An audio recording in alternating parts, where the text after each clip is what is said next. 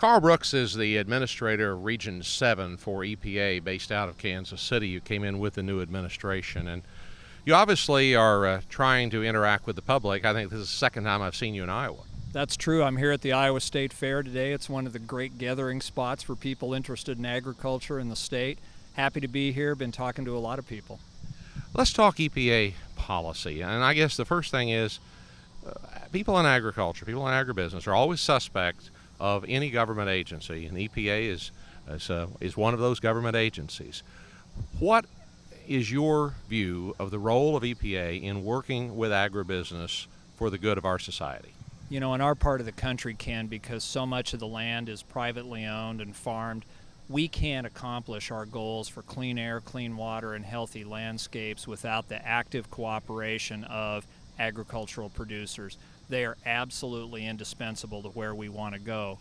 So I've been trying to share our goals and listen to producers talk about their techniques for meeting those goals in hopes that we can find a lot of ways to get to where we want to go that involve less interference and more mutual support. Okay, let's take some issues here, and you and I have been through a few of these in the past, but agriculture, first of all, wants an exemption for most anything. Is there truly a way for any sector to gain exemption when you're trying to regulate something? You'd find that most producers recognize that they have the same responsibilities as a business or a citizen as any other part of the economy. I don't find farmers asking for a handout or special treatment. Instead, what they want is clear, solid understanding of what the rules are, what the objectives are. At that point, then, they want to manage their operations to get there and still be productive. I don't see them asking for a handout or any kind of special treatment. Philosophically, can we regulate today under a Clean Air or Clean Water Act that was written in the 1970s? Oh, I think absolutely. You know, the Congress announced those goals for this nation almost 40 years ago. The Congress has never chosen to change those objectives. Courts throughout the land have said that those are the judgments of the American people. Our job at EPA is to work with our state partners, with local governments, and with agricultural producers to accomplish those goals.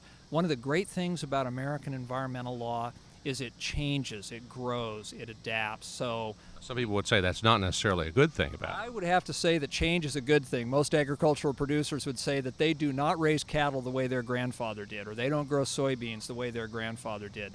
We don't regulate to try to get clean air and clean water the way my predecessor might have 30, 40 years ago. We're learning all the time, and I think we're getting better.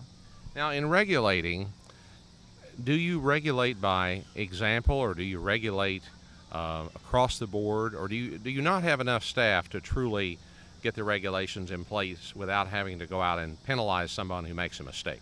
First important point about American environmental law, it's all based on the principle of federalism. So large responsibilities rest with the DNR in Iowa, with KDHE in Kansas. Usually what we at EPA do is make sure that the state agencies are understanding the national goals and then managing programs that work for their state. More often, we're just making sure that the state agencies are working with citizens in their states to get where we want to go. I mean, we couldn't regulate every single farm enterprise in 500,000 square miles of the heartland if we tried, and we don't want to, and the law doesn't ask us to. Instead, I look to the DNR in Iowa or the KDHE in Kansas to do a lot of the heavy lifting. Last time I talked to you, you assured me that you weren't trying to regulate dust. But Senator Grassley will not let that die. He comes back every time and says, you are. And a number of ag organizations says you will at some point.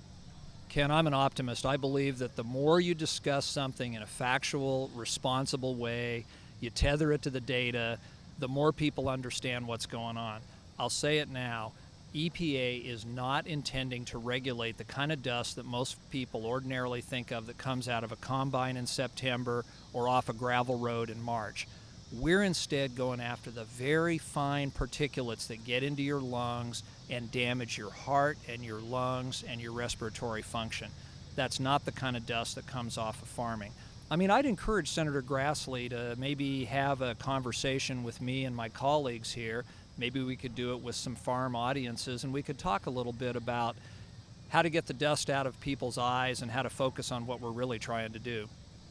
Karl, it's a pleasure to talk to you. You look like you've really hit the ground running with this job. Are you liking it? Oh, Ken, it's fantastic. The people I work with are what make it great. In this state here in Iowa, folks are very proud of their state. They're proud of their reputation for environmental quality. They've been really welcoming to me.